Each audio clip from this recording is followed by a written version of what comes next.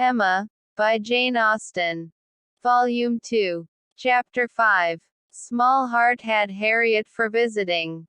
Only half an hour before her friend called for her at Mrs. Goddard's, her evil stars had led her to the very spot where, at that moment, a trunk, directed to the Reverend Philip Elton, White Hart, Bath, was to be seen under the operation of being lifted into the butcher's cart, which was to convey it to where the coaches passed, and everything in this world, excepting the trunk and the direction, was consequently a blank.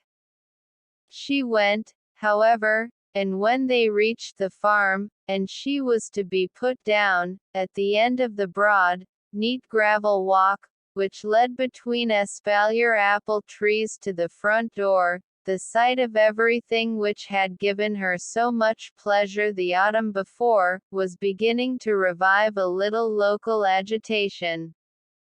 And when they parted, Emma observed her to be looking around with a sort of fearful curiosity, which determined her not to allow the visit to exceed the proposed quarter of an hour. She went on herself, to give that portion of time to an old servant who was married, and settled in Donwell. The quarter of an hour brought her punctually to the White Gate again, and Miss Smith, receiving her summons, was with her without delay, and unattended by any alarming young man. She came solitarily down the gravel walk, a Miss Martin just appearing at the door, and parting with her seemingly with ceremonious civility. Harriet could not very soon give an intelligible account. She was feeling too much, but at last Emma collected from her enough to understand the sort of meeting, and the sort of pain it was creating. She had seen only Mrs. Martin and the two girls. They had received her doubtingly, if not coolly. And nothing beyond the merest commonplace had been talked almost all the time, till just at last, when Mrs. Martin's saying, all of a sudden, that she thought Miss Smith was grown, had brought on a more interesting subject, and a warmer manner. In that very room she had been measured last September, with her two friends. There were the penciled marks and memorandums on the wainscot by the window. He had done it. They all seemed to remember the day, the hour, the party, the occasion, to feel the same consciousness, the same regrets, to be ready to return to the same good understanding. And they were just growing again like themselves, Harriet, as Emma must suspect, as ready as the best of them to be cordial and happy, when the carriage reappeared, and all was over. The style of the visit, and the shortness of it, were then felt to be decisive. 14 minutes to be given to those with whom she had thankfully passed 6 weeks, not 6 months ago. Emma could not but picture it all, and feel how justly they might resent, how naturally Harriet must suffer. It was a bad business. She would have given a great deal, or endured a great deal, to have had the Martins in a higher rank of life. They were so deserving, that a little higher should have been enough, but as it was, how could she have done otherwise? Impossible. She could not repent. They must be separated, but there was a great deal of pain in the process, so much to herself at this time, that she soon felt the necessity of a little consolation, and resolved on going home by way of Randalls to procure it. Her mind was quite sick of Mr. Elton and the Martins. The refreshment of Randalls was absolutely necessary. It was a good scheme, but on driving to the door they heard that neither master nor mistress was at home. They had both been out some time. The man believed they were gone to Hartfield. "This is too bad," cried Emma, as they turned away. "And now we shall just miss them. too provoking.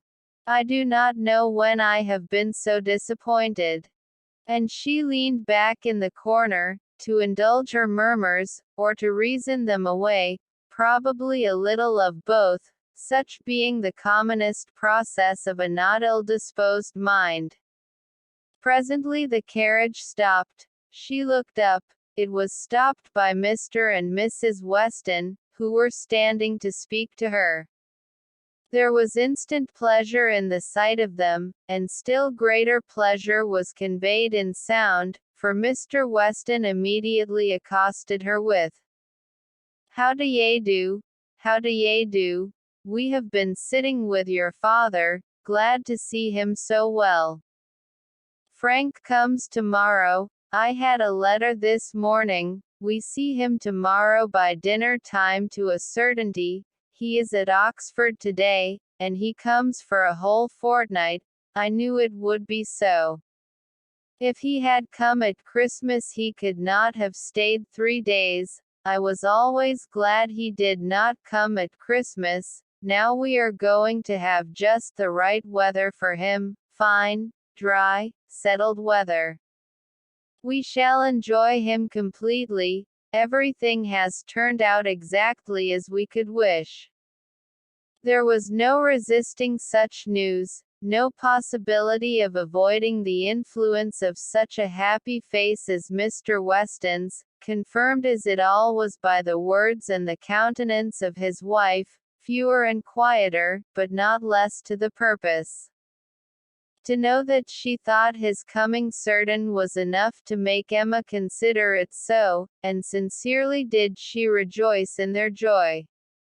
It was a most delightful reanimation of exhausted spirits. The worn-out past was sunk in the freshness of what was coming, and in the rapidity of half a moment's thought, she hoped Mr. Elton would now be talked of no more. Mr. Weston gave her the history of the engagements at Enscombe, which allowed his son to answer for having an entire fortnight at his command, as well as the route and the method of his journey, and she listened, and smiled, and congratulated.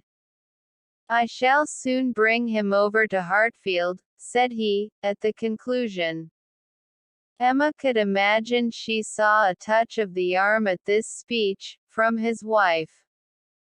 "We had better move on, Mr. Weston," said she, "we are detaining the girls." "Well, well, I am ready," and turning again to Emma, "but you must not be expecting such a very fine young man. You have only had my account, you know. I dare say he is really nothing extraordinary," though his own sparkling eyes at the moment were speaking a very different conviction. Emma could look perfectly unconscious and innocent, and answer in a manner that appropriated nothing. "Think of me tomorrow, my dear Emma, about 4 o'clock, was Mrs. Weston's parting injunction, spoken with some anxiety, and meant only for her. 4 o'clock. Depend upon it he will be here by 3, was Mr. Weston's quick amendment, and so ended a most satisfactory meeting. Emma's spirits were mounted quite up to happiness. Everything wore a different air. James and his horses seemed not half so sluggish as before. When she looked at the hedges, she thought the elder at least must soon be coming out, and when she turned round to Harriet, she saw something like a look of spring, a tender smile even there. "Will Mr. Frank Churchill pass through Bath as well as Oxford?" was a question, however, which did not augur much. But neither geography nor tranquillity could come all at once, and Emma was now in a humor to resolve that they should both come in time. The morning of the interesting day arrived, and Mrs. Weston's faithful pupil did not forget either at 10, or 11, or 12 o'clock, that she was to think of her at 4. "My dear, dear anxious friend," said she, in mental soliloquy, while walking downstairs from her own room, always over-careful for everybody's comfort but your own. I see you now in all your little fidgets, going again and again into his room, to be sure that all is right. The clock struck 12 as she passed through the hall. "'Tis 12, I shall not forget to think of you 4 hours hence, and by this time tomorrow, perhaps, or a little later, I may be thinking of the possibility of their all calling here. I am sure they will bring him soon." She opened the parlor door, and saw 2 gentlemen sitting with her father, Mr. Weston and his son. They had been arrived only a few minutes, and Mr. Weston had scarcely finished his explanation of Frank's being a day before his time, and her father was yet in the midst of his very civil welcome and congratulations, when she appeared, to have her share of surprise, introduction, and pleasure. The Frank Churchill so long talked of, so high in interest, was actually before her. He was presented to her, and she did not think too much had been said in his praise. He was a very good-looking young man. Height, air, address, all were unexceptionable, and his countenance had a great deal of the spirit and liveliness of his father's. He looked quick and sensible. She felt immediately that she should like him, and there was a well-bred ease of manner, and a readiness to talk, which convinced her that he came intending to be acquainted with her, and that acquainted they soon must be. He had reached Randalls the evening before. She was pleased with the eagerness to arrive which had made him alter his plan, and travel earlier, later, and quicker, that he might gain half a day. "I told you yesterday," cried Mr. Weston with exultation, "I told you all that he would be here before the time named. I remembered what I used to do myself. One cannot creep upon a journey, one cannot help getting on faster than one has planned, and the pleasure of coming in upon one's friends before the lookout begins, is worth a great deal more than any little exertion it needs. It is a great pleasure where one can indulge in it," said the young man, "though there are not many houses that I should presume on so far, but in coming home I felt I might do anything." The word home made his father look on him with fresh complacency. Emma was directly sure that he knew how to make himself agreeable. The conviction was strengthened by what followed. He was very much pleased with Randalls, thought it a most admirably arranged house, would hardly allow it even to be very small, admired the situation, the walk to Highbury, Highbury itself, Hartfield still more, and professed himself to have always felt the sort of interest in the country which none but one's own country gives, and the greatest curiosity to visit it. That he should never have been able to indulge so amiable a feeling before, passed suspiciously through Emma's brain, but still, if it were a falsehood, it was a pleasant one, and pleasantly handled. His manner had no air of study or exaggeration. He did really look and speak as if in a state of no common enjoyment. Their subjects in general were such as belonged to an opening acquaintance. On his side were the inquiries, was she a horsewoman, pleasant rides, pleasant walks, had they a large neighborhood, Highbury, perhaps, afforded society enough, there were several very pretty houses in and about it. Balls, had they balls, was it a musical society? But when satisfied on all these points, and their acquaintance proportionably advanced, he contrived to find an opportunity, while their 2 fathers were engaged with each other, of introducing his mother-in-law, and speaking of her with so much handsome praise, so much warm admiration, so much gratitude for the happiness she secured to his father, and her very kind reception of himself, as was an additional proof of his knowing how to please, and of his certainly thinking it worth while to try to please her. He did not advance a word of praise beyond what she knew to be thoroughly deserved by Mrs. Weston, but, undoubtedly he could know very little of the matter. He understood what would be welcome, he could be sure of little else. His father's marriage, he said, had been the wisest measure, every friend must rejoice in it, and the family from whom he had received such a blessing must be ever considered as having conferred the highest obligation on him.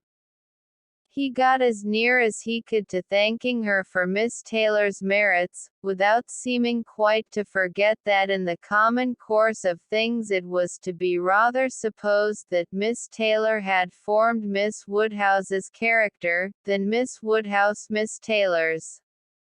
And at last, as if resolved to qualify his opinion completely for travelling round to its object, he wound it all up with astonishment at the youth and beauty of her person. Elegant, agreeable manners, I was prepared for, said he, but I confess that, considering everything, I had not expected more than a very tolerably well-looking woman of a certain age. I did not know that I was to find a pretty young woman in Mrs. Weston. You cannot see too much perfection in Mrs. Weston for my feelings, said Emma. Were you to guess her to be 18, I should listen with pleasure, but she would be ready to quarrel with you for using such words. Don't let her imagine that you have spoken of her as a pretty young woman. I hope I should know better, he replied. No, depend upon it, with a gallant bow, that in addressing Mrs. Weston I should understand whom I might praise without any danger of being thought extravagant in my terms. Emma wondered whether the same suspicion of what might be expected from their knowing each other, which had taken strong possession of her mind, had ever crossed his, and whether his compliments were to be considered as marks of acquiescence, or proofs of defiance. She must see more of him to understand his ways, at present she only felt they were agreeable. She had no doubt of what Mr. Weston was often thinking about.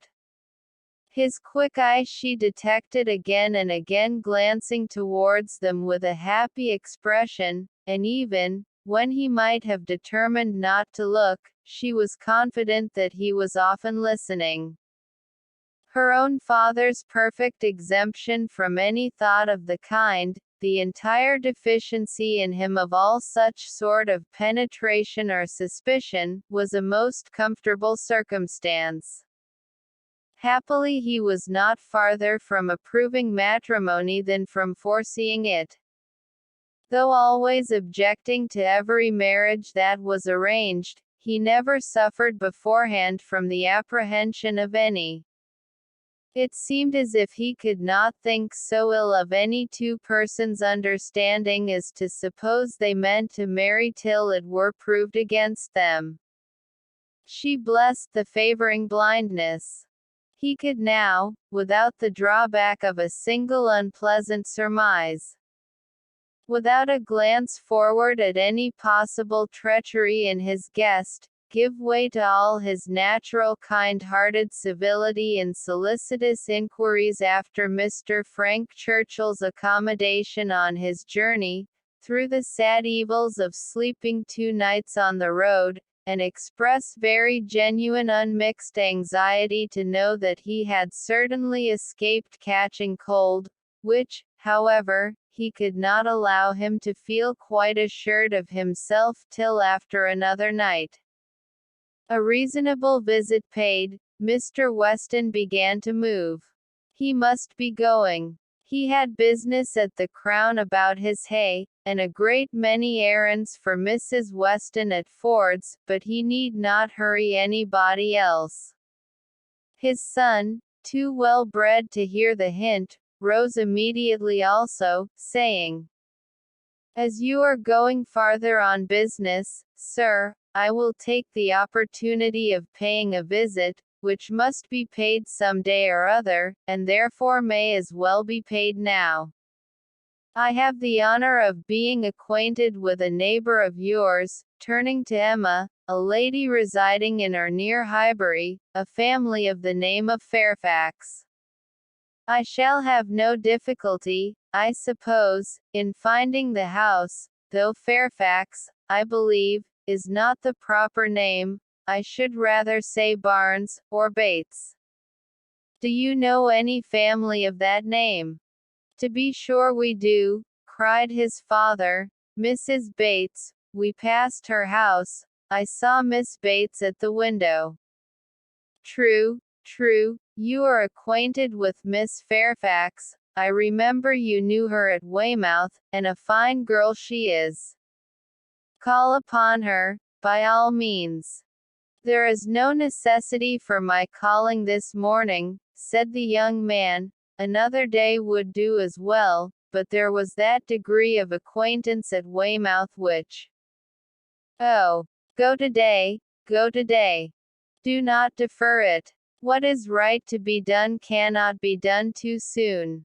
And, besides, I must give you a hint, Frank, any want of attention to her here should be carefully avoided.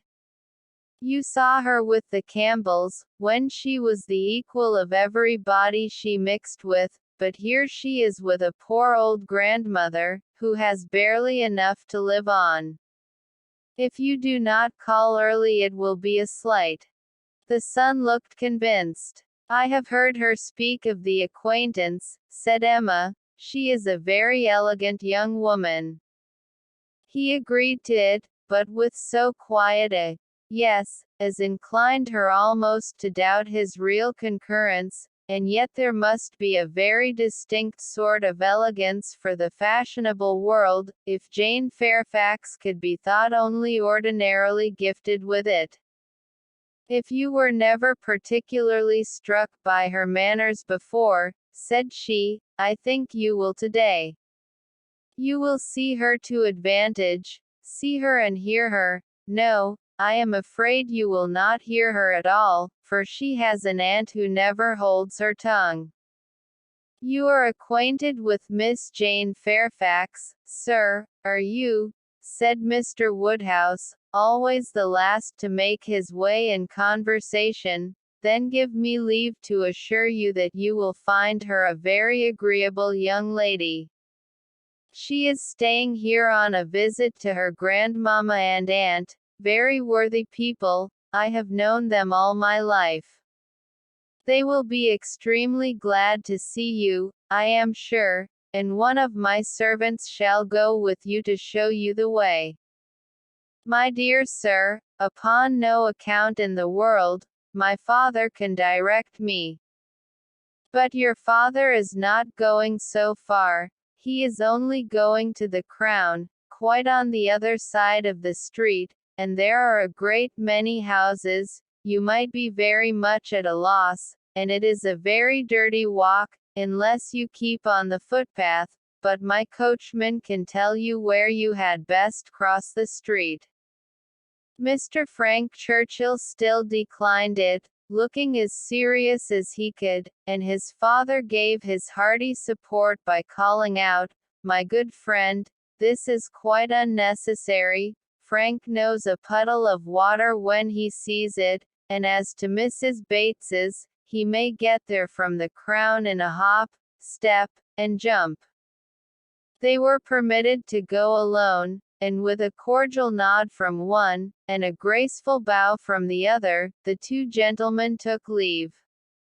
Emma remained very well pleased with this beginning of the acquaintance, and could now engage to think of them all at Randalls any hour of the day, with full confidence in their comfort.